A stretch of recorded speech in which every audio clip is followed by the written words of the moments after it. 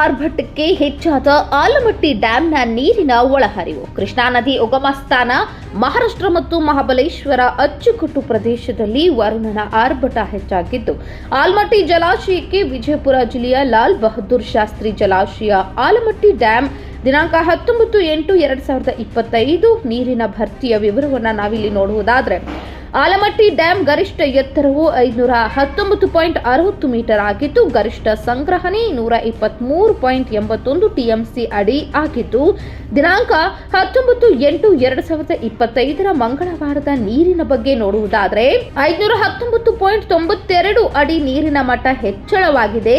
ಒಳಹರಿವು 1,11,306 ಕ್ಯೂಸೆಕ್ಸ್ ಬರುತ್ತಿದೆ. ನಂತರ ಹೊರಹರಿವು 2 ಲಕ್ಷ ಕ್ಯೂಸೆಕ್ ನೀರಿನ ಎಲ್ಲ ಗೇಟ್ಗಳ ಮೂಲಕ ಹೊರಗೆ ಬಿಡಲಾಗ್ತಾ ಇದೆ. ನ್ಯೂಸ್ ರಿಪೋರ್ಟ್ ಕಿಶೋರ್ ಕುಲಕರ್ಣಿ, ಸಮೃದ್ಧ ಕರ್ನಾಟಕ ನ್ಯೂಸ್, ಆಲಮಟ್ಟಿ.